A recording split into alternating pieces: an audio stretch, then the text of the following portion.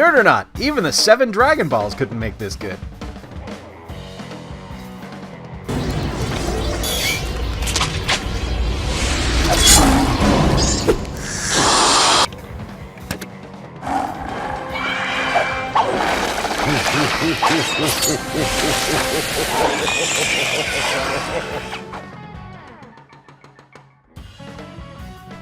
What's up, Cretans? Welcome back to episode 27 of the Nerd or Not podcast, where we give our opinions on a range of topics, although you guys like to hear about Star Trek, so spoilers. Everything and anything under the sun, the bright nerd sun, as Bob likes to call it in our rundown, all while we promote fellowship, conversation, and humor every chance we can get, because at the end of the day, we like to think we're funny guys. Whether you guys agree with that or not is your opinion, but if you think we're not, you're wrong. You can find us on Instagram, Facebook, and Twitter. It's Cretans Guild, all one word. And you can find all of our podcasts on Podbean, iTunes, and Google Play. And, of course, our hometown, the video version, will always be up on YouTube, along with any other videos we make. We're currently on a mission to reach 10,000 views on the channel. With your help, we will hit that goal. And apparently with the help of the fine folks at Star Trek and the Orville, we'll get a hell of a lot fucking closer to that goal this week. Oh my god, we got a lot of views for episode 26. You nerds love you some Orville talk. So, as much as we would like to just turn this into Nerd or Not Talks the Orville, we can't do that. Although we will talk about the Orville this episode, because if there's one thing we know how to do, it is how to beat a dead horse. With a stick. Any of you who have been with us on our roads to WrestleMania and this continued adventures with the action movie playoffs know that we are not afraid to milk a topic for all it is worth. So major thank you to all our new subscribers on YouTube and followers on Twitter. On YouTube, our sub count doubled after episode 26, which became our most popular episode by a landslide, and we can only attribute that to the content that we had. It was also probably encouraging and enjoyable for you guys to see us actually talk about something we enjoyed. And hey, cool to you guys who disagreed with our opinions on Discovery. I know a lot of people thought we were being a little too lenient on Discovery. Full disclosure, I'm new to the Trek fandom, so I'm going to be a lot more forgiving. And I think Bob was being nice. So that's probably what's going on there. And of course, we are the Cretans Guild. I am Jay. This is Bob. Corey is currently... what is Corey doing today? Corey is awash in a sea of Middle Eastern women atop a rooftop bar somewhere in Chicago, who are just praising him for his wonderful, wonderful hair. So we've made a bunch of friends along the way. We want to promote one of our fellow podcasts, the Best Darn Diddly podcast. Mike and Richie are two dudes who, like us, grew up on The Simpsons and gave a weekly review of Breakdown, complete with background info, stats, and impersonations. You can follow them on Twitter at Best Darn Diddly, and their podcast on iTunes and Podbean. Links will be below in the description, and also posted elsewhere. But you can find them, just by searching that. It's all one word, Best Darn Diddly. Definitely check them out. If you're a Simpsons fan, you'll enjoy their podcast. It's very entertaining. And who isn't a Simpsons fan? I mean, Christ, we even played Tapped Out for years. When that game just became unforgiving. We've been to Universal. We have been to Springfield. We have had the Flaming Moe. It is definitely something that we love. I know, Bob, you for a long time, you had like all those Playmates toy sets. Like the talking Simpsons figures. You got me a number of them. And how many people do you know have been officially banned from a Simpsons trivia competition? One. I know one.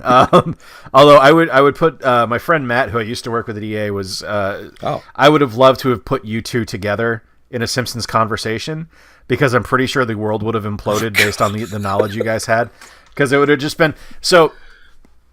I'm watching Next Generation, and there's an episode in season 6 where Picard gets stuck on the Enterprise when it's, I guess, being cleaned by a green death ray.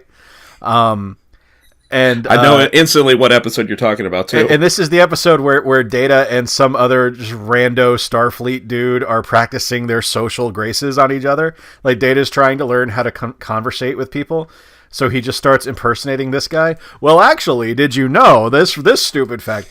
And that's exactly what it would have been like with you and Brenner talking about The Simpsons. It's like, well, did you know Sideshow Mel was originally supposed to be Sideshow Twiddledee or something? And it had been like everyone else just sitting around going, oh my God, can this fucking stop already, please?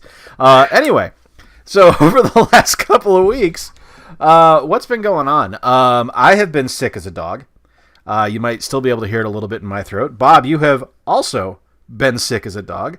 The unforgiving television hours are not conducive to not being ill at all times. Yeah, those early morning hours really take a toll. Yeah, I mean, you're up every day at what, 3? Yep, for work? 3 a.m., home by 2. Yeah, fuck that. Of course, I work 7 days a week from 7 a.m. to 9 p.m. every day, so yippee. But just because we've been ill doesn't mean shit doesn't happen in the real world. And some shit did indeed happen over the last couple of weeks. First and foremost, you guys know we are big Disney fans, and we kind of get spoiled lately because we're kind of in a weird Disney renaissance, and a lot of it has to do with the leadership of Disney CEO Bob Iger. And I know a lot of stockholders would say no, but I can tell you the parks have gotten a lot better since he took over as CEO. And let's also not ignore the facts that they have acquired Marvel. They have acquired Lucasfilm. Yep. They have turned their movie house around. So they have done great work under Bob Iger. Now, he's a businessman. He's not a Disney creative guy. You know, he's an awesome businessman, but I think he could be nicknamed the Great Negotiator because this is the guy, the first thing he did when he took over is he made peace with two of Disney's biggest enemies, Stanley Gold and Roy Disney, who were having a Save Disney campaign. Yep. I remember that. That was actually a campaign I took part in. I used to have a Save Disney bumper sticker on my car. And I read the Disney War book when it was, talking about the feud between the Michael Eisner. It was Eisner, right? That was his name? Yeah, Michael. Yeah. Michael Eisner administration and the Disney family, because Roy Disney was ousted like unceremoniously from the Disney board. And that led to, because Disney was in a dark place for a while. Stocks were down, prices were falling apart. They weren't building any resorts. Yeah. Michael Eisner, he did a lot, but the last few years of his tenure, him and Jeffrey Katzenberg, I think, did more damage than they did of building up of the Disney company. Oh, I completely agree, because not only were they making bad business decisions, there was infighting. These two were, working behind the scenes to stab each other in the back at all times, and there was no progress being made. Iger doesn't really have that problem. I mean, you've got some stuff like you can hear. There's there's the kind of feud between Kevin Feige and what's his name, the guy that ended up working for Trump in Marvel TV, where there's that big disconnect between what's going on in the Marvel cinematic universe and Marvel television, even though they are the exact same universe. There's only so many times you can hear the "it's all connected" tagline, and nothing's fucking connected except Sif shows up every once in a while. So it's there's definitely some stuff there that is definitely holdover because it is Hollywood and Hollywood sucks. But Bob Iger is not someone that is going to be ill remembered at Disney. He's going to be really heavily missed. And another person that a lot of people forget about that he also made peace with the Disney company was John Lasseter in Pixar. Yeah, I mean, he's like, all right, guys, you know what? We're so sorry. How about John? You be the head of Disney Animation and Pixar Animation. Oh yeah, and we'll buy you for like $7 billion as well. Yeah, I mean, let's just look at some of the stuff that's happened under Iger. You have Pixar coming into the fold. You have a complete renaissance in Disney feature animation. You have because I mean, let's not ignore the fact that Princess and the Frog, Frozen, Tangled, Wreck-It Ralph. Like all this stuff has come under Iger's watch. This is him saying, yes, make that movie. Yes, you can have the funding for that. Yes, you can do that. And it's because of his influence with the John Lasseter, because of his embracing of the Pixar way and how they do creative, that we have had stuff like that happen. There has been, some stuff at parks where that people haven't liked, but you know what? The parks are in a better state now than they ever were. Disney now owns Disneyland Paris. Yep, they have the majority ownership now. Yep. Which is odd. I never knew that was a situation that they weren't in. I didn't either. I only knew that about the Oriental Land Company with Disney Sea and Tokyo Disney. But you're even at a point now where some of the innovations that Disney is making here at Imagineering, well, not here, not in Orlando, but in out in Glendale in California, there are occasions where the Oriental Land Company is looking at it and saying, that's pretty cool. We could use that in our parks. So we're starting to see that creative happening again. and it's going to be sad when he steps down. I'm curious who they're going to get to replace him, because that is a gigantic sword of Damocles hanging over you at all times when you are the head of Disney. Those are big shoes to fill. Yeah, big floppy yellow mouse shoes. You don't really follow up people like Walt Disney, Michael Eisner, and Bob Iger lightly. I don't know who it could be. I can't think of any names because I can tell you right now, Bob Iger sure as shit wasn't on my list when Eisner stepped down. But there's all kinds of stuff coming for Disney. Like, we've got Star Wars Galaxy's Edge coming.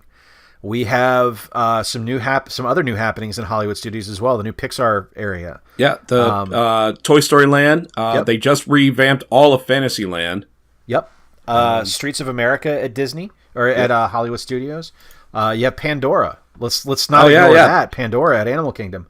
That was. We just had the 35th anniversary of Epcot? Epcot 35. Boom. Yay! Anniversary of Epcot Center, the experimental prototype community of tomorrow, based on the Florida Project film from Walt Disney.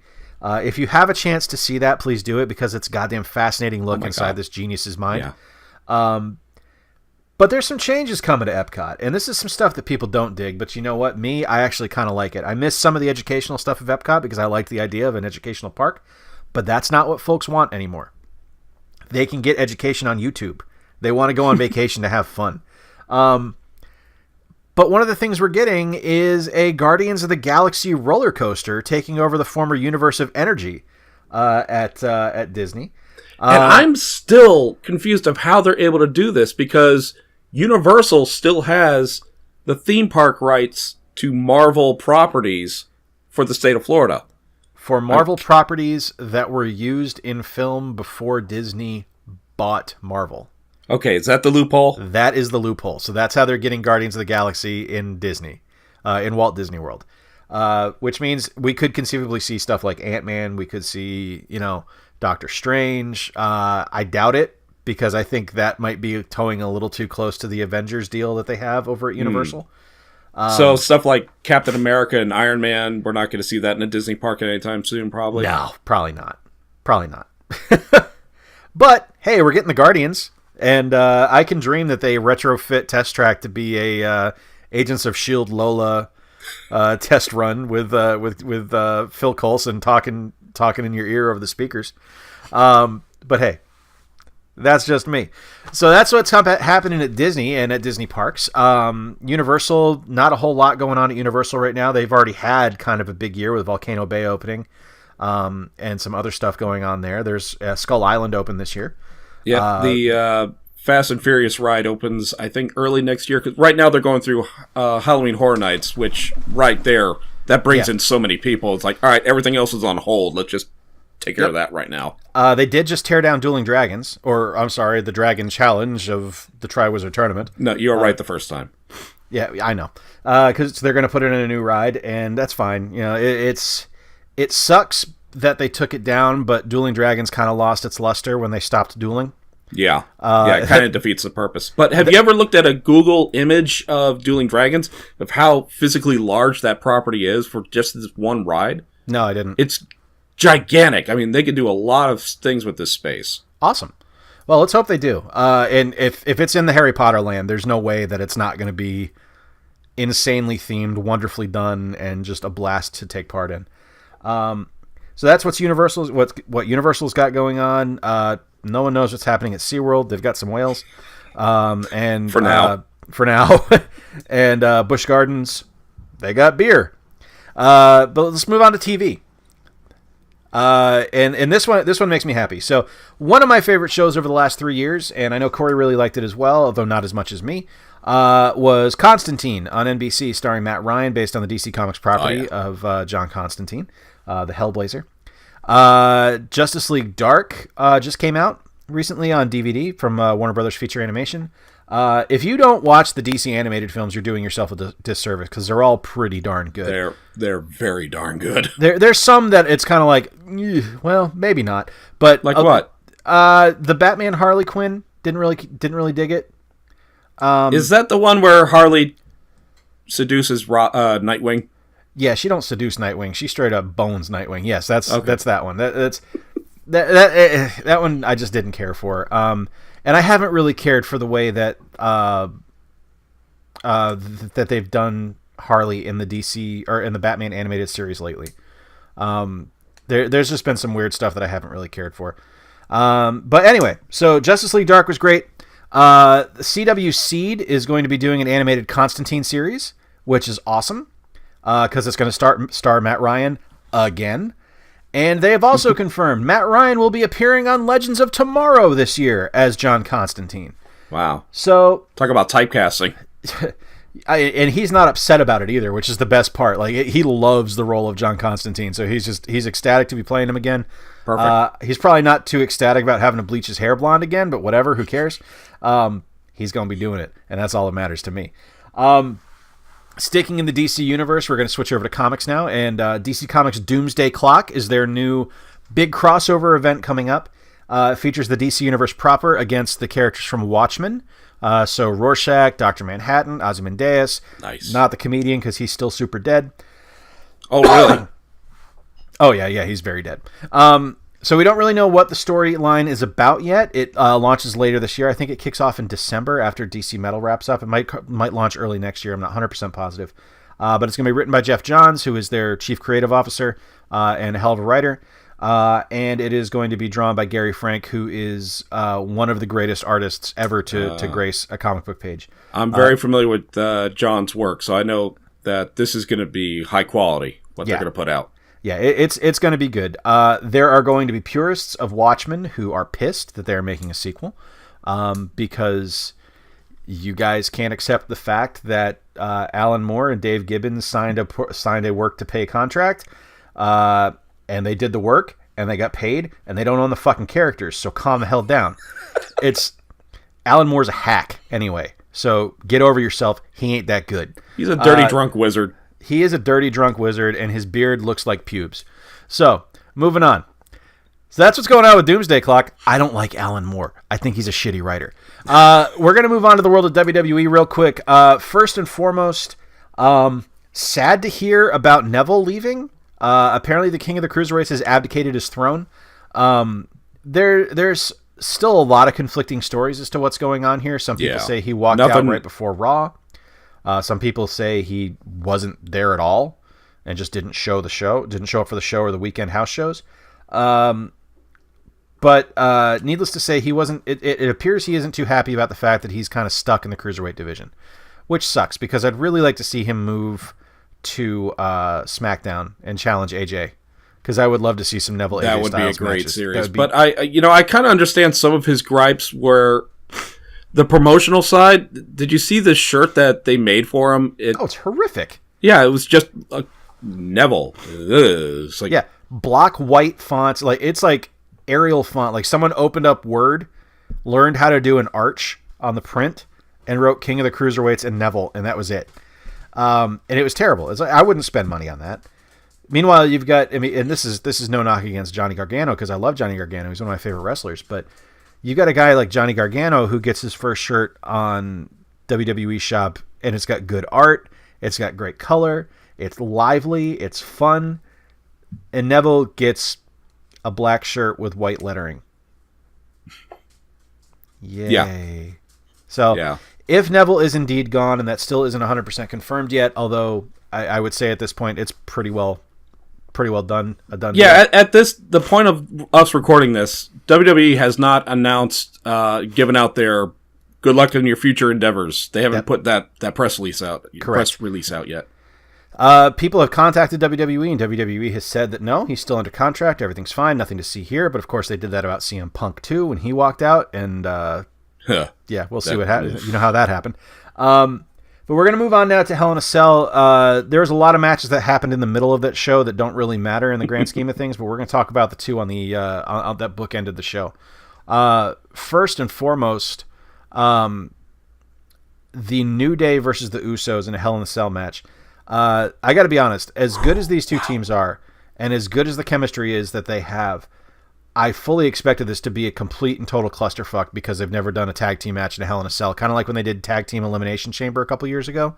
Yeah. Which was a nightmare of epic proportions, with the exception of Kalisto hanging across the ceiling and like monkey flipping off to someone from the roof, which was bizarre but awesome. These guys, man, they need a steak dinner, a raise, and just anything that they want from Vince McMahon. I firmly believe that the Usos, with this performance with the New Day over the last probably 5 months now, that sounds about right. Have solidified themselves as Hall of Famers. Because well, first off, they've won the tag titles more than some guys who already are in the Hall of Fame. Yep. They have gained so much character with the Uso Penitentiary stuff. They have gained just unbelievable match quality working with the New Day. And working with guys that, aside from Kofi Kingston, aren't the best workers. Big E's kind of set in what he does, and so is Xavier Woods. But they have dragged out unbelievable matches with the New Day. And look, the New Day are already going to be in the Hall of Fame. That's a done deal. 100% done deal. After the longest title reign, they're in. Yep, 100% in. I think the Usos got there with this series of matches, and I think that the match that we saw at Hell in a Cell, with some of the crazy shit that these two teams pulled off, is going to be just all over that Hall of Fame video reel when they go in. Yeah, because there are two things that came to mind instantly is where they took one of the Usos in the corner and they barricaded him with the kendo sticks wedged in like a triangular prison. Which was perfect. Like, never seen that before. What a great idea. Yeah. And another one where Woods had his hands cuffed and he was up against the turnbuckle and they were just beating the crap out of him with the kendo sticks over and over and over again. Yeah, it was some ECW shit. Like, it was like, I was like, God damn, they are wailing on this boy. But man, what a fucking great match. Like, I honestly, I didn't know who was going to win. Like, I made a point this go to avoid dirt sheets going into it. I didn't want to see the betting odds that come out every time right before a show to tell you who's going to win. I avoided them like the plague this time. And I don't think I've enjoyed a pay-per-view as much as I did this time since one of the first NXT takeovers, because I had no idea what was going to happen. I loved so much about this match. And I honestly thought, like, when Woods got back in the ring and he Super Saiyan'd up and started screaming and getting ready to attack, I honestly thought the New Day had it. I was like, oh, that's it. New Day win. This is awesome. This is the new Hulking out, is him getting Super Saiyan on him. And when the Usos won, I was legitimately shocked, and I had no complaints whatsoever. No, not at all. I mean, this was one of those matches where it didn't matter who won. You were so entertained at the conclusion of this match. It was like, oh, these guys won the belts. Okay, who cares? The rest of the match was fucking awesome. Yep. And then to have the letdown coming out of it at SmackDown, to have them go up against Gable and Benjamin, man. Who else is there? I mean, literally, on SmackDown, they called out the entire tag team division. They looked at all of them, and I was like, nobody matches up. I mean, some do entertainment-wise, but nobody matches up in the ring. Maybe Benjamin and Gable was probably the closest match of these two teams. The problem, the only problem that has arisen from the Usos and the New Day spectacular feud is the fact that they have left the other teams so far behind. As far as ability to equal. I'm not saying that they can't put on a good match, because I think every other team in that division could put on a good match, except maybe the Hype Bros. Like, I think Breezango and the Usos would have a spectacular feud. They already have had a great feud this year. But I would have loved to have seen them get it. But they desperately need to get the belts off the Usos now. And just have the Usos go feud with somebody else for like 6 months and let the belts be built back up to build up the other teams to make them credible threats. So my favorite little thing, before we get back to the Hell in a Cell, my favorite little thing about that tag team elimination match on SmackDown, when Gable and Shelton Benjamin won, did you notice in the background that the Ascension were helping Breezango up? Yes, and carry him? I did notice that. I was laughing my fucking ass off at that. I was like, this is amazing. This is wonderful. The fashion files are in continuity. This is so great. So yeah, the when they were telling everyone, okay, Hype Bros, go back to the line. Gable and Benjamin, go back to the line. Breezango, you know what? You're cool. You guys are good. No. Breezango's cool. It's fucking Tyler Breeze going, yeah, we are. Like, goddamn dweeb. I love it. But as good as that match was, holy shit, Shane McMahon and Kevin Owens. So first and foremost, they have righted the wrong of Kevin Owens' chicken shit heel as Universal Champion. They have made him a sadistic, terrifying threat. Like, this is a guy who almost killed an old man and then proceeded to almost kill a man in front of his family. Like, there were moments on the, like, when they finally, like, ignoring everything, but when they got to the top of the cell, there were moments where they were fighting up there where I was just like, I can't watch this. I cannot watch this. Yeah. It's too much now. It's ever since Undertaker Foley back then when they used the zip ties to hold it up. I know that the top of those cells are reinforced. There was still a few times I was like, that's not going to hold. Nope. I was the same way. I was like, no, stop it. No, please don't kill him. Please don't kill him. When he did the pop-up power bomb to Shane, I was like, oh, God. Yep. I was like, they're both dead. That's going to break, and they're both going through. They're both going to die. Like, but so we get to the end of the match. We'll talk about that. Tessie, go upstairs. Go upstairs. Go upstairs, Tessie. Apologies. So we get to the end of the match. Owens and McMahon are fighting on the side of the couch. Or on the side of the couch? Apologies. Owens and McMahon are fighting on the side of the cage. They are beating the living hell out of each other. Owens gets McMahon down on the table and makes like he's going to go jump on him, but doesn't do it. Kevin Owens shows mercy. Well, did he character flaw? Did he show mercy, or did he kind of like chicken out almost? Because understandably, I would. I think it was him showing mercy. I'm going with him showing mercy. Get through that. They get up to the top of the cage. Comes down. McMahon puts Owens through the table, knocking him off the side of the cage through an announce table. Does not pin him. Shane does not show mercy. Shane climbs to the top of the cage. Shane makes the Stations of the Cross. Shane jumps off of the top of the cage. And as tends to happen, when Shane McMahon jumps off the top of the cage, misses spectacularly and proceeds to crash through the announce table, missing Kevin Owens. But wait, you say. Jay, wasn't Kevin Owens unconscious on the table? Perchance unable to defend himself? Au contraire, my friend.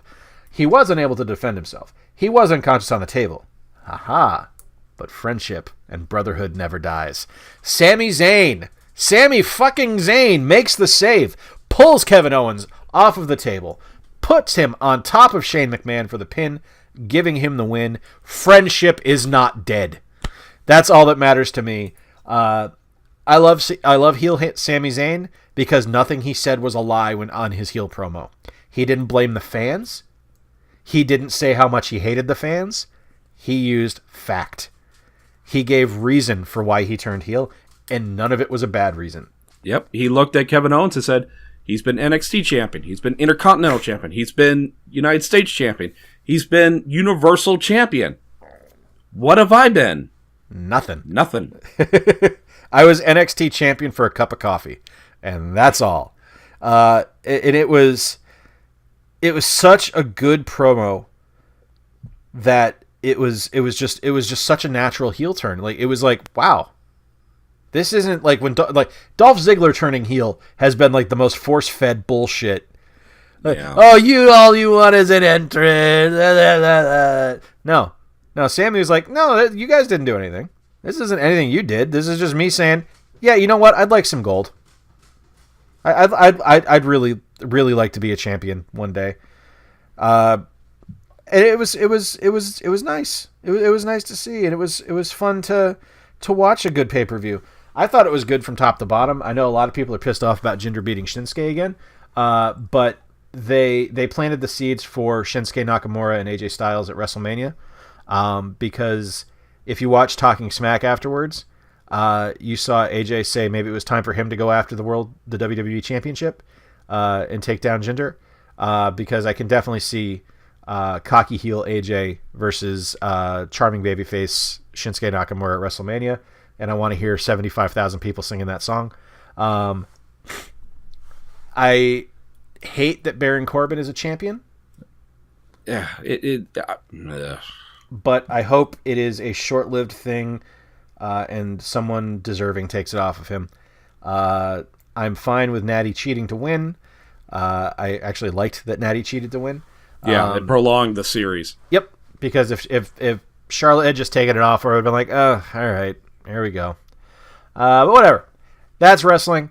We're going to move on now. Let me ask you this one thing real quick. Sure. I saw this on Twitter, and I want to gauge your opinion of this. Over the next week or two, let's say Shane or somebody from Authority comes back, looks at Sami Zayn and says, you interfered with the match, you violated something or another, you're fired. Sami Zayn goes away, and then next week we have this brand new competitor on the roster, El Generico. I don't see it happening. It's a little too Mr. America Hulk Hogan thing. Yeah. And they can't fire him for interfering in a no disqualification match. You know what I mean? Like, yeah. I mean, I just want to see El Generico on like Southpaw Regional Wrestling or something. I would love to see El Generico team up with Luke Harper's random luchador character from Southpaw. I think that would be great. Random Luke Harper, Eric Rowan are a tag team again. The Bludgeon Brothers. I thought that was a Southpaw Regional Wrestling skit. Those props, those hammers. As soon as I saw them, I was like, those things are made of plastic, aren't they? Yeah. Where'd they go to the local Halloween shop and just grab a couple things? You motherfucker stopped at Spirit on the way to the arena today, didn't you?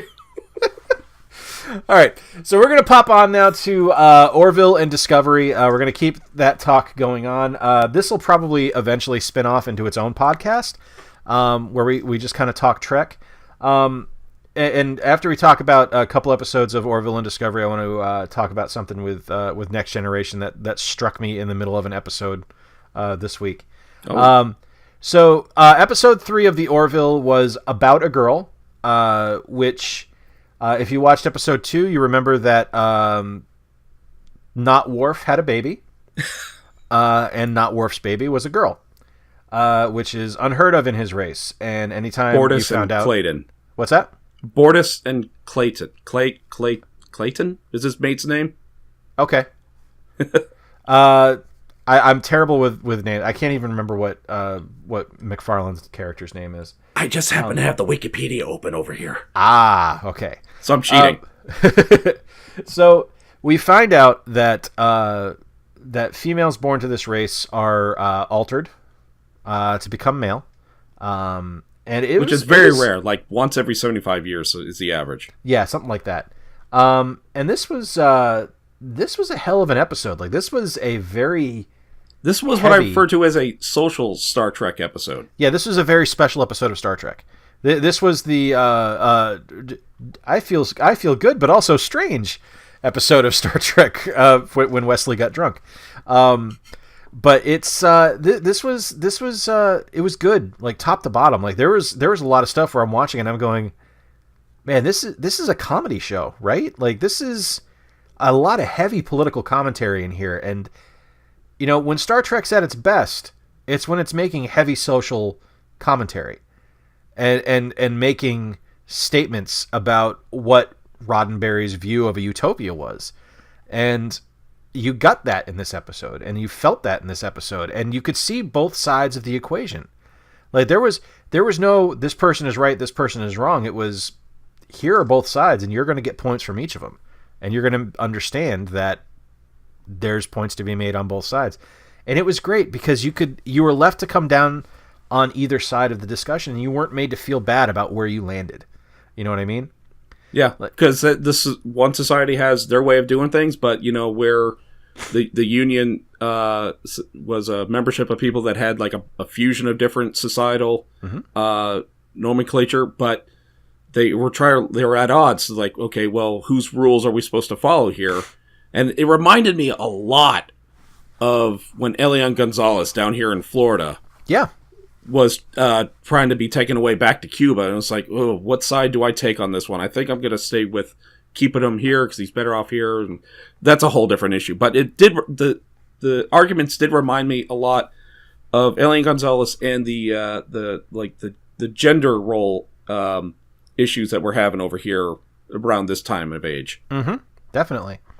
And it was one of those things where this was an episode that I'm really glad they did it on the Orville, because I don't think you could have done it correctly on Star Trek. Because with Star Trek, it would just be Picard a topic like this, yeah. Picard would just be going, well, no, it's the Prime Directive. We can't interfere, number one. It's just fuck it. No, it's the fucking Prime Directive. Picard would be like, I'm not touching that with a 10-foot pole. You're on your own. No, give me my fucking saddle. I need to go riding. I don't touch the fucking... Fuck. Where's Q? That's all it would be. But at least in the outtakes. But with Star Trek, it would just be, quote the Prime Directive, move on. That's the end of the episode. It's a 10-second thing. But here, there is no Prime Directive as far as we know in the Orville universe. And they were able to say, no, we're not doing that. You don't get to tell us what to do here. Like they were saying, it's like, well, we're not supposed to interfere with other cultures. Who are we to judge? And there was a lot of really interesting, socio-political commentary going on in this episode. And still dick jokes, too. So, great job all around. Moving over to episode 3, do you have anything else to say about the episode? No, the episode, the conclusion of the episode, I didn't see that one coming. I figured that they made an argument in that trial to persuade everything, but then still, how the story went out, it still went out in, I thought it was kind of cheap changing out a female infant for a male infant. It's like, oh, okay, the changes are that drastic. Just boom. Hey, look, you got an instant male. Yeah, it was one of those things where it's like it was definitely their reminder of, hey, these guys are the Klingons. They're not changing their ways for anybody. Just remember, Klingons. So you definitely had that kind of reminder shoved in your face that they weren't going to change their fucking minds. But it's it was definitely something where it's like, okay, well, all right, well, here we go. Okay, this is cool. And it was not where I expected them to land either, based on just the way that the show is presented, and you had that that triumph music played when they brought in the female of that race into the courtroom, and you saw her make her impassioned speech, and it was like, yeah, they're changing minds, they're evolving. Nope. Yeah, Star Trek did that a few times as well, where like the happy end result isn't what ended up happening in the episode, and you're like, oh wow, they actually went that way. Yep, they did it here. Yeah. So moving on, we've got episode 3 of Discovery, which is Context is for Kings. Bob, can you give us a rundown of that episode? This is the episode where shortly after Michael Burnham has been sentenced for life for mutiny against her captain and her ship. But 6 months in, she is on a transport when she's her pilot, the pilot of the shuttlecraft just decided, oh, I'm going to go outside and fix it. And then, oh, he's flying away, or she's flying away. Oh, yeah, that one. Like, yeah. Who goes out to fix your shuttlecraft? It's like, no, stay in your seat, God damn it. Oh, hail for some other ship. But luckily, Discovery was right there, brought them on board, and they said, you know what, you're pretty damn smart. Let's bring you on, see what you can do with these spores. The whole spores thing, I was like, how do you... I mean, I can bend my mind around scientific mumbo-jumbo. It's like, how do you incorporate this into your warp drive to instantly teleport, transport, whatever it is, from one part of the galaxy to the other? Mm-hmm. But what I loved was it showed why the saucer section of Discovery is shaped the way it is, because it does some strange when they go into this slipstream. I don't know what they call it. Do they have a name for it? I'm going to call it slipstream. Okay, because that just sounds better. The saucer, the outer ring, because it's like the center, and then the middle ring and an outer ring, and like the middle ring starts to rotate. It's like, okay, this is interesting, and then it does some weird CGI flippies, and it's I can't explain how they do this. I have to watch that episode again, and hopefully they'll explain it better. It's like watching Alexa Bliss get into the ring when she does that flip under the bottom rope, and where it's just like, you broke physics, stop it. No, don't do that again. Yeah, I mean, it was a good episode. I liked seeing Jason Isaacs' character. I think he's a son of a bitch. I will definitely question the way he captains, because he is a dirty motherfucker. I don't trust him at all. Yeah, he should not be in command of a science vessel, which is Discovery. It's not a battleship. No, definitely not. That thing is loaded for bear, and we'll get to that in the fourth episode. So one of the things that struck me in this episode, and this kind of is shifting me away from your mirror universe theory and more towards the idea that this is the formation of Section 31. Yeah, I'll get into that, but I'm starting to lean towards that as well. Is the fact that they have black communicator signals, or have half black insignias for their communicator signals. Oh yeah. So as like when they made a special, like the convict made a special comment, have you ever seen a half black communicator signal before? I was like, that's kind of heavy handed. That's nailing me right over the head with pay attention, which means it's either this is going to be important to the plot, or this is a purposeful misdirection for me to not see something. So I'm leaning more towards Section 31. Section 31, as we know from DS9, is very advanced scientifically, very unafraid of getting their hands dirty. Yeah, they're the CIA of Starfleet.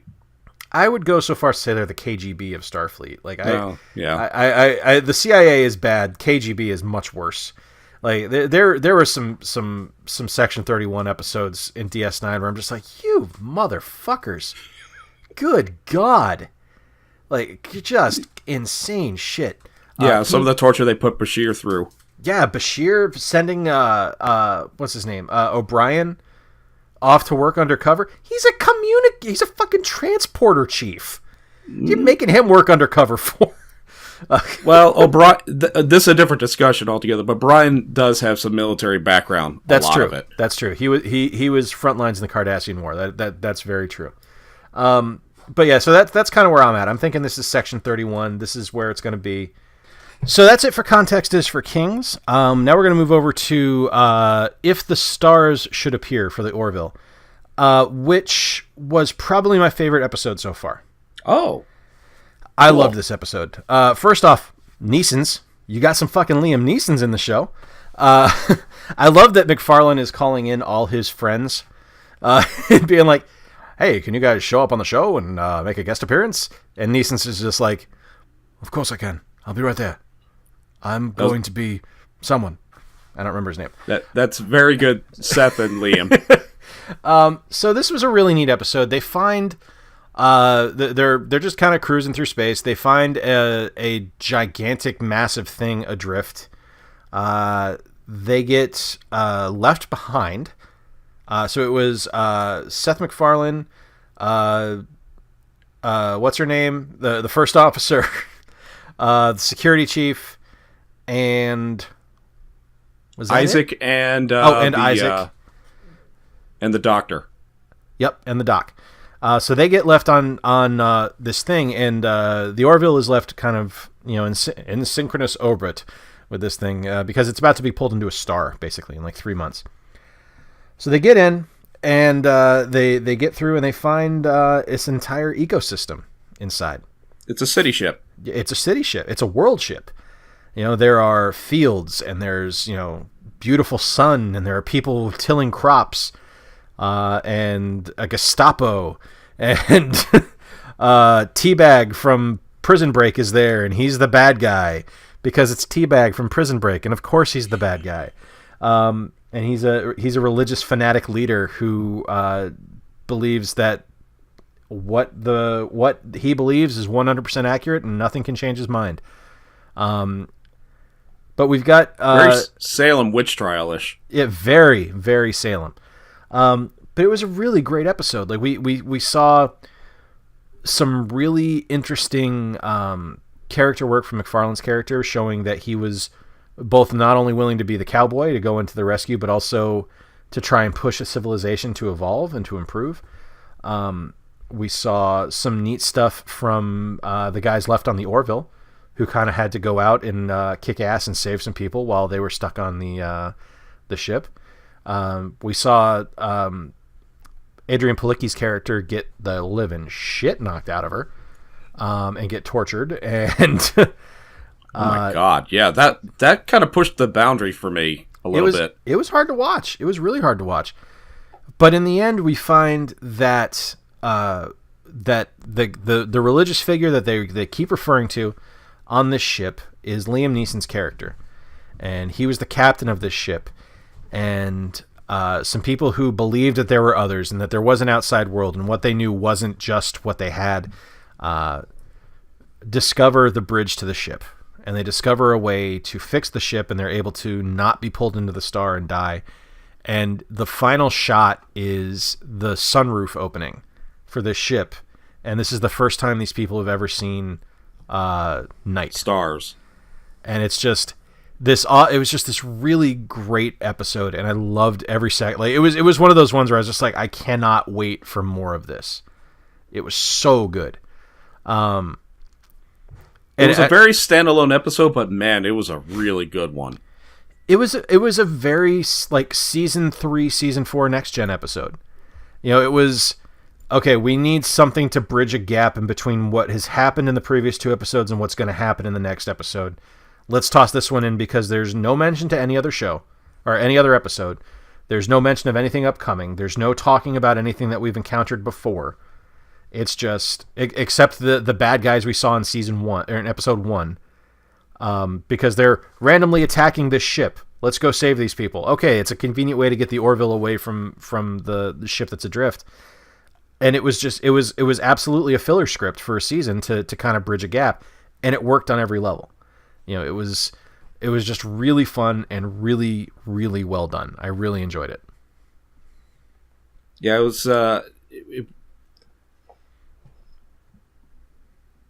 I was trying to remember if it reminded me a lot of the Dyson Sphere episode on Next Generation, only which I just watched. Oh, did you? Yes. Good.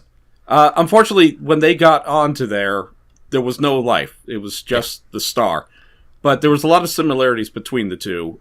This giant generational ship and this giant ecosystem that orbited an entire star, where they're basically trying to deal with an ancient civilization. It's like, okay, how do we figure this out? How do we fix its problem? Which is now our problem. Yep.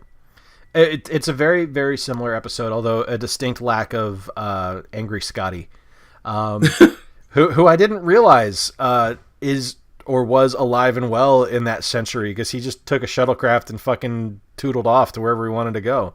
Yeah, he went off to a retirement community. I figured I thought he wanted to be like stuck back in the transporter or something like that and saved for later, lad. You know, just like, but I was like, oh, they let Scotty go. That's pretty cool. So Montgomery Scott's alive in the 24th century, just chilling out. Well, he's super dead now, but whatever. So it's it was very similar to that episode. It was, and it's at least in concept similar to that episode. The theme was very different. Like this was thematically, it felt like the episode where you remember the episode of Next Gen where they discover I think they were kind of like a subset of Romulans in like season 1 or 2, where they're hiding in the cloaked base, and and Geordi gets stranded with one of their officers. I don't know that. No, not Geordi. It was Riker and Troy get surgery to look like Romulans to go infiltrate this community.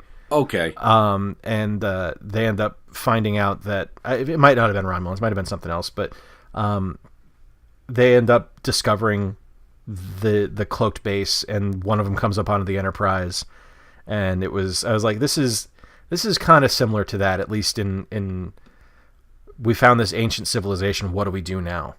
Oh shit! Like, yeah. How do we fix their problem, which is our problem now? Yep, exactly. And that's going to transition us to episode 4 of the Orville, called "The Butcher's Knife Cares Not for the Lamb's Cry," and this was an episode where we that's Discovery. Oh, Discovery. Yeah, I'm sorry. Sorry. So we got on Discovery where we got the spore warp drive to work.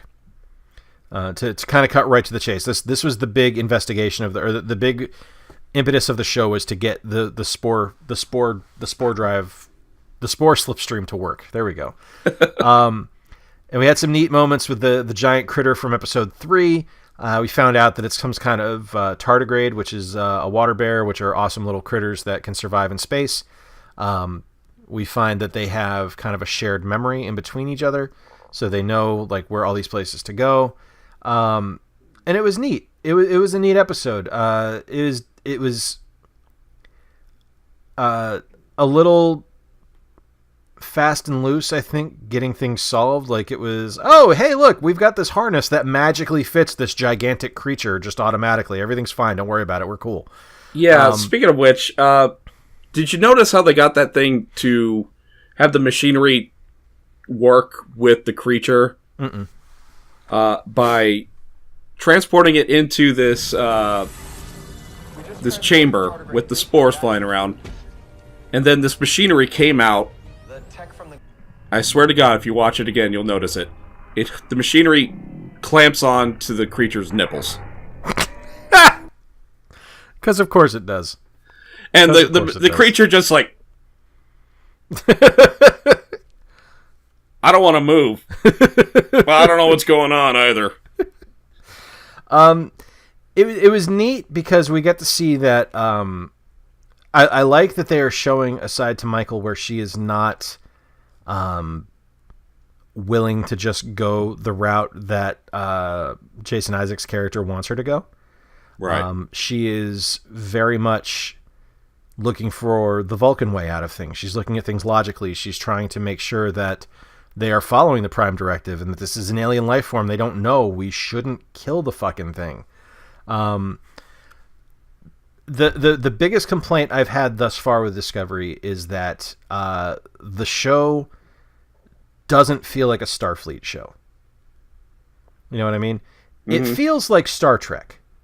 Like, there are ships flying around, and there are captains, and there are weird alien races, and there's cool photon torpedoes and phasers and all this other stuff. But there are a lot of times that it does not feel like a Starfleet show. And that's kind of where I'm at with Section 31, because a lot of the stuff I've gotten used to with kind of reabsorbing DS9 again for the first time in 20 years, and then watching Next Gen like I am now for the first time ever. There's a lot of stuff that I look at with Starfleet, and I'm like, that is not what should be happening here. That is, you guys are doing dirty. You're bad. They're leaning a particular way that is, like you said, could be the beginnings of Section 31. Like the captain has this one room that has all kinds of different weapons and items of destruction. And did you notice the skeleton of a Gorn in the background? You know what? I didn't notice it until you posted it on Twitter. And then I just laughed my ass. It was like this most cartoonish fucking skeleton. Like, it's like all this heavy science stuff and then like random wacky plastic skelly. It's like, what is this shit? What is going on here? But I didn't notice until you posted it on Twitter on the Cretans Guild account. I was like, that is fantastic. How perfect is that to just kind of shoehorn that in? Like, was that in like the science deck, or was that in Captain Asshole's private collection of? That was in the private collection, but apparently I did some more research into this. Some other people noticed that there was just a Gorn skull in one of the more previous episodes, so probably the third episode. Okay. And that could have been in his ready room. I'm not quite sure about that one yet, but we saw like at least a torso up skeleton of a Gorn just sitting there. Well, it's definitely what's his name? Captain Lorca? Yeah, Lorca. Okay. So Captain Lorca is not a good person. I think we can all kind of agree he's an ends justify the means kind of guy. Mm-hmm. Which is a little bit Kirkish, but he's like Kirk. He's with Kirk roid without rage. the romance. He's Kirk. And I'm not talking about love romance. I'm talking about romanticism. Yeah, he's Kirk. He's drunken Bender Riker. Like this is a guy that's just going to go around, punch people, shoot people, blow shit up, get angry, and not have a way out of a situation. And that's kind of something I don't dig for the character. I enjoy watching it on the show because I'm curious where they're going to go next and how it's going to work out, because they're very adamantly saying this is 10 years before Trek. This is Prime Universe. This is still Trek. This is Prime Universe. And it's something where I'm watching and I'm going, you guys have got to really pull your shit together if this is Prime Universe and this is not Kelvin. Because if they just say, you know what, no, we're wrong, it's Kelvin, I'll be like, oh, okay, everything's fine then, whatever. Like it's you've just been lying to us the whole time. Yeah, you've been lying to us for 4 episodes. Okay, fine. But it's just one of those things where I'm just like, okay, you guys you either need to play the Section 31 card now and let people know that's what's going on, or you need to quickly figure out a way to start showing a little bit of redemption for these characters. Like, they're doing well with redeeming Michael. Like, she done wrong. She's getting better. Yeah, you can tell that she's got the inner demons going through her head that she's dealing with. She's legitimately remorseful for her actions. She's a little bit ends justify the means too, like her stuff with the tall alien dude, Sora. Like having him come in and his death phalange not freaking out on the back of his head. That's a little shitty, a little underhanded. And I agree with him. She hasn't really changed all that much yet, but at least she shows remorse for what she's done, and she has regrets for her actions. I don't think Lorca has a single regret in his body. Like, and that's not something I want from a Starfleet captain. You know what I mean? Especially one of a major science vessel that's supposed to be making all these innovations right now. Yeah, exactly. It's definitely hard to swallow at times, and it's definitely something, like I said, where it doesn't feel like a Starfleet show. But then you get awesome shit like the Discovery just random like automatically appearing at the dilithium mines and blowing up all the fucking Klingon vessels, just bamfing in and be like, yeah, bitches, we here. And this is what I'm getting back to about the ship being loaded for bear, because if it's a science ship, it ain't gonna have all that firepower. Like that is true. There's a lot not adding up right now to me for this to be just a random Starfleet ship that is there to be out for science discoveries, which is where my Section 31 thoughts come in. So. Yeah, a lot of people might say, well, Enterprise D was loaded tooth and nail. Well, that was an exploration vessel, not a science vessel. There's a slight difference between the two. It's also the flagship of the Federation. Yeah, it's going to see some shit. Yeah, that is the ship you send in when shit goes down. Like, you don't send in the fucking Yamamoto. You send in the you send in the Enterprise with the Yamamoto. Like, it's in the world of intergalactic biggest dick contests, the Enterprise is the biggest and the dickiest. Like, it is the one you want there. But at the same time, you don't... Picard's here. Yeah. You don't want... Number one. You don't want Lorca behind the or in the command chair of the Enterprise, because you want someone like Picard. Or you want someone like Kirk. You want someone like Archer. You know, you want a character who has a little bit of that romance in their eyes and believes in Starfleet and believes in the Federation and believes in the Prime Directive. You want that in charge of the Enterprise, and that's where Lorca loses me. So yeah, I don't know. Where do you think they're going now, Bob? Because you said you're kind of edging towards Section 31. Yeah, I did some more research because when I made my my Mirror Universe prediction, it's because I the sole basis of that prediction was looking at the Klingon ship that was used in the Mirror Universe, and apparently that particular class of ship was used in the regular universe as well. It's just it was a dreadnought, like the Enterprise is. It's a dreadnought as well. Oh, okay. It's a big heavy hitter. We just don't see it a whole lot on Star Trek TV, and that individual ship was only used in the Mirror Universe, but its entire class is in the regular universe. But I still have a little bit of Mirror Universe theory because of the way the Discovery looks compared to the rest of the Starfleet ships. That's starting to get a little weaker by every episode that goes by, but we haven't seen any other Federation ships, have we? We've seen the Shins. Well, there was a bunch in the first 2 episodes because the right, Battle of the Binary Stars, but they were all the same type of ship as the Shenzhou. Yeah, they were all that NX class, or very similar to it. We haven't seen anything that looks like a Constitution class yet. Correct.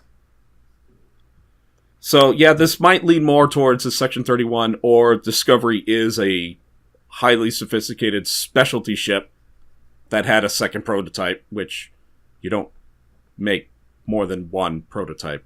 So I don't know where I'm going with this. So the reason I'm kind of edging more towards Section 31 as opposed to something else is kind of like what you're saying there, though, because you've got this ship, and it doesn't look like anything else, and it doesn't behave like anything else, and it isn't commanded like anything else. And we've had one of those in our military. We've had that with the stealth bomber. For the longest time, we're like, there's no stealth bomber. Like, motherfucker, I've seen it at an air show. There's no stealth bomber. Like, dude. This is one of those things because and the reason I'm kind of there with the stealth bomber and kind of the super secret section of Starfleet is that closing line of episode 4 where the Discovery drops in just out of nowhere, fucks shit up, and then gets the fuck out of Dodge. You've got the miners saying, "Who was that? Who saved us?" I don't know. Meanwhile, bird of prey debris is coming down on top of them. Yeah, exactly. So it's one of those things where I'm like, that's kind of where it's lending me more to. This is a Black Ops secret division of Starfleet. So that's where I'm at. I don't know if that's what's going to pan out. I think logically it makes the most sense because setting up for what Section 31 is going to be makes more sense to me. I'm also kind of curious because I look at the uniforms they wear on the Discovery and it kind of reminds me of the douchey leader of Section 31 that showed up on DS9. He's kind of got that the square that comes across like that, and it reminds me of the Discovery uniforms. But I mean that's just an aesthetic thing. That doesn't mean a thing. And granted, it's about 150 years before that, so fashions change. Isn't it? Wouldn't it be more than that? It would be almost 200 years. Well, no, because I almost wanted to say 100. Because it was about watching like the Dyson Sphere episode. Because Scotty was in the transporter relay for 75 years, so it was probably 100 to 150. You're probably spot on with that. Okay. All right, so that's it for. Oh wait, no, one more thing. Sorry, one more thing. So I'm watching Next Gen, as you know, and thoughts on Reginald Barclay.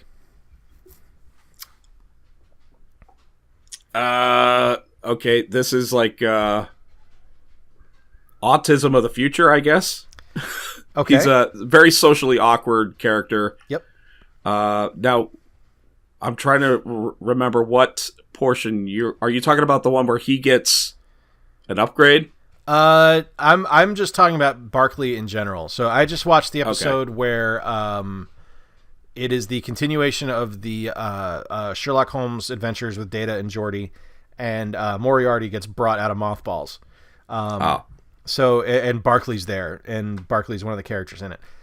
So the reason I bring it up is I've had, like, ever since I've been watching Next Gen, whenever Barclay's on, I've got this weird, just kind of nagging, why do I know this dude? look. Like, it's like, who the fuck is this guy? Why do I know him? I had no idea that he was Murdoch from A-Team. Yeah, that's the face I made. He was Howlin' Mad Murdoch from the fucking A-Team. I want to say no, he wasn't, but I've learned not to argue. I looked it up about these kind of things. It up on IMDb. Like, I was just like, why is this guy so familiar to me? He's fucking Murdoch, dude. What does he have? Dick Clark syndrome where he doesn't age? Well, A-Team was only a few years before. Oh God, that's right. Only before, like 5 years before Next Gen. So I mean, when, yeah, wow. like, yeah, it's just one of those things where I was like, holy shit, that's amazing. Never knew that. Never knew. And it's just one of those things like, wow, okay, that guy's got some acting range. Like, all right, so I guess it was the hat. I never made that connection before. Yep, it's just one of those things where it's just like it's like there's something weirdly familiar about this guy. Like, I'm gonna look him up on IMDb and it's gonna be like, oh, that's my third cousin Chris. I forgot about him. No, it's Murdoch. Yeah, it's my second favorite character from A-Team. It's so yeah. It's all right. So we're gonna move on now. Action movie playoffs, the final round, the championship results. Woohoo! Aliens versus Predator. Let's look back and see how the movies made it in. Aliens in the first round faced Desperado, and won with 68% of the vote. In not a surprise at all. As much as Desperado is a good film, Aliens was by far and away the A class of that matchup. Second round, RoboCop. 87% of the vote, which was that was more of a surprise, actually. Yeah, I did not expect RoboCop to only receive 87%, or to only receive 13% of the vote in that matchup, because RoboCop is kind of the movie you expect to see when you look up action movie in the dictionary. You would expect to see, a picture of RoboCop and ED-209 standing next to each other. Like, this is what happens in action movies. Third round, we had Aliens go up against Lethal Weapon. Once again, Lethal Weapon gets 12% of the vote. Aliens is starting to look like a bit of a juggernaut here. Aha! But they are facing in the fourth round, Die Hard. So this is one I expected to be very close and to kind of come down to like 1 or 2 percentage points. Didn't happen there. Die Hard got convincingly beat. I'm not going to say soundly beat, but it was enough where it's like, okay, there is no chance of a comeback here. This was a chance of Aliens is going into the finals. They won with 64% of the vote. What's up, buddy? Hi. How you doing? So Die Hard gets beaten by 64%. Bye, Barry. Bob says bye. So Die Hard gets beaten by 36%, or only takes 36% of the vote. Aliens moves into the finals. On the other side, we have Predator, the unexpected juggernaut of the action movie playoffs. Defeats the Two Towers with 100% of the vote. Yeah. Defeats. That wasn't defeat. That was like, get out of the way. Yeah, that was you know what that was? That was Braun Strowman walking into the cruiserweight division, picking up Kalisto by his head and moving him. That's all that was. And then he did it again in round 2, where he picked up Mustafa Ali by his head and moved him because Predator beat Die Hard 2 with 100% of the vote. That's 2 rounds, every vote. Yep. And we're talking somewhere around, the exact numbers were somewhere around 25 to 35 per round. Yeah. Third round runs into Raiders of the Lost Ark. Only gets 80% of the vote. And then in the semis, suddenly runs into a bit of a buzzsaw where it only gets 57% of the vote against Legend of Drunken Master. That's really close. It's very close. It's shockingly close considering it was 100%, 100%, 80% up to this point. So showing a little bit of weakness going into the finals here. Predator's on shaky legs, or shaky dreadlocks and weird tendrils. I'm hoping that the Arena Football League Orlando Predators shutting down is not a death toll for what happened to Predator here. I have no idea what happened in the finals.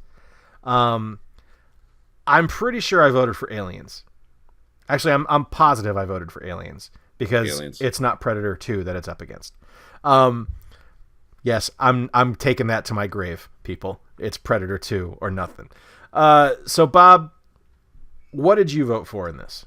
I voted for Aliens, and that was literally, I coin flipped on that one because I'm big fans of both the movies. Aliens, James Cameron, tons of action. You got space marines, you got acid bleeding creatures, big explosions. You got get away from her, you bitch. Actually, I got this. Queen takes bishop. Oh, you got it put together. Yeah, my fingers were sore the next day because this thing is a pain in the ass. Yeah, I watched the unboxing where you got that with you with Loot Crate, and I was just like, oh man, this thing is not long for the world. Bob is going to get so mad. Yeah, I'm afraid if I drop it, it's going to shatter into a billion bits. It probably will. It's going to stay right there on the desktop and never ever touch it ever again. After that, but then you got Predator, Arnold Schwarzenegger. My God, the biggest action guy of the '80s. Again, what were they? Marines? They weren't Marines. No, they were commandos. They were special forces. Special forces, yeah. They were blowing shit up left and right. That was Jesse the Body Ventura. That was I ain't got time to bleed. Infravision. For seeing it for the first time, is Jean-Claude Van Damme as the Predator. It's Predator. It's vastly inferior to Predator 2, but it is Predator. It's still a great film. Till I die. So you voted Aliens, I voted Aliens. Pretty sure Corey voted Aliens. Actually, I don't think Corey voted because he doesn't have a Twitter anymore. He ditched his Twitter. So let's get the final tabulation, Bob. All right, drum roll. Their champion of the action movie playoffs, with 64% of the vote, is Predator. You motherfuckers! Are you serious? You can't vote in the right movie for the Predator franchise, and then you vote it over Aliens. You absolute codswallops. You sacks of shit. You motherfuckers. Seriously? Predator over Aliens? What is... Does it help it was a close vote? No! It doesn't help that it was close. I'm so mad at you people. I'm so mad at all of you. Like I was disappointed already when Kingsman didn't make it out of the first fucking round. But that one was close. That was close. At least I was proud of like 30 of you. It was closer than this. You mother... Congratulations, Jay is triggered. Predator.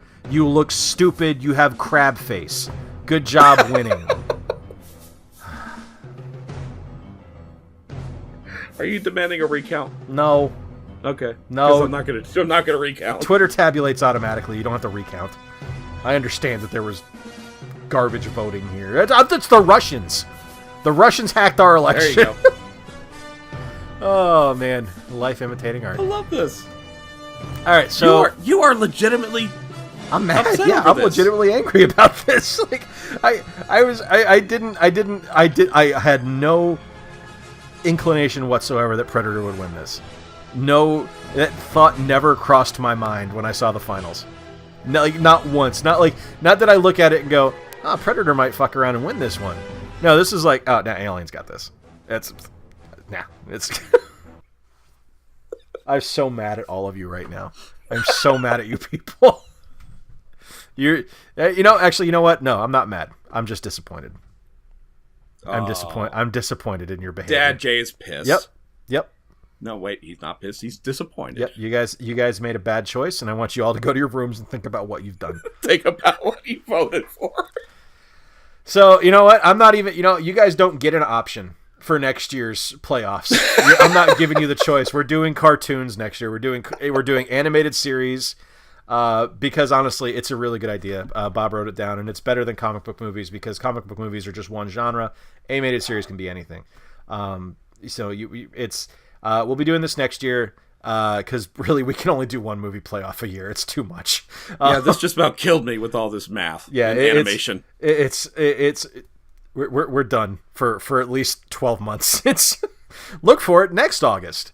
Will be the first ever animated series playoffs, and that'll be it. Bob and I have both been. Did Predator make an animated series? Oh fuck! I think it did. No, I don't think so. I hope not. I'm seriously so mad. Like the show's over. I quit. I'm done. I'm not. So I'm gonna be solo next week. No, I'll be back. These motherfuckers.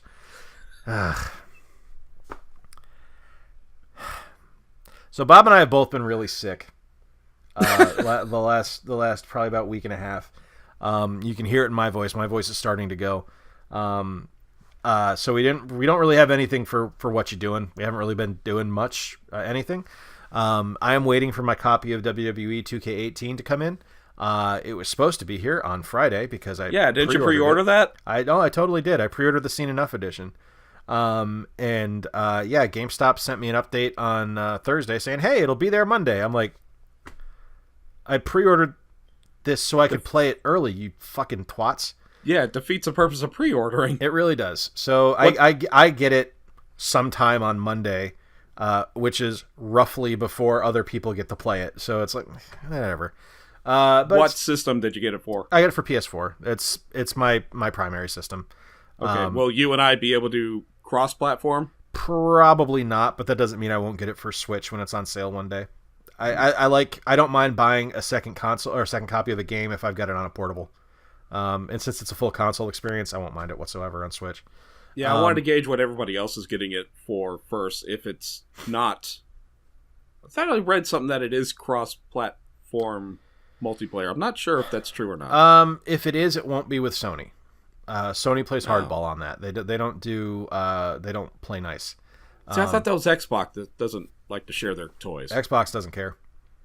No. The Xbox infrastructure is basically a PC, so for them it's like whatever, who cares? But Sony's pretty tough, pretty hardlined about it. Like I know the Rocket League guys have had cross-platform play ready for months between Xbox and PS4 and PC, and Sony won't let them do it. So, but Nintendo has no problem with it. There will be Nintendo cross-platform play with Rocket League, so you'll be able to unlock or you'll be able to earn Halo unlockables in the Switch version and Mario unlockables in the 360 or the PS or cool. Xbox I didn't One know version. that. Yeah, or at least see them. You might not be able to earn them, but you'll be able to see them in game. So they won't just be like random texture pack on top of car. It'll actually be like Master Chief's helmet or Mario's hat or something like that. So that's that. We've been sick, so we haven't really done much of anything. No, that's it. No, nothing's happened. Nothing's going on. I'm just really, God, I'm so mad at you all. But I hope you're happy. You've ruined Jay's week. Tell me why I'm wrong though, because we do feed off your dialogue. We love to hear from you guys, and as we've seen with the last episode talking about the Orville and Discovery, we're getting a lot of interaction from you guys now, which is awesome. So we hope you guys continue to stick around when this eventually does veer off the Star Trek topics and we don't talk about Star Trek anymore, at least on this show.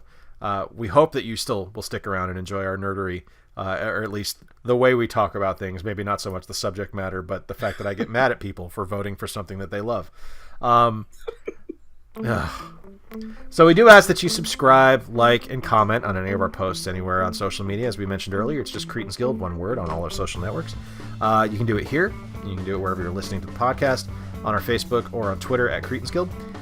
If you're listening to us on iTunes, please give us some reviews there. We do love to see the reviews there and the comments from you guys about what we can improve. And please don't just tell us we're great. Tell us what we can work on. Tell us how we can get better, because that's the only way we're going to get better and make the show that you, the listener, want to hear. Because that's really what matters right now. Absolutely. So to all of our followers, new and old, welcome to the Guild. Play nice. Don't vote for Predator next year in the cartoon playoffs. I am Jay. This is Bob. Bye. Deuces. Yep, I was mad.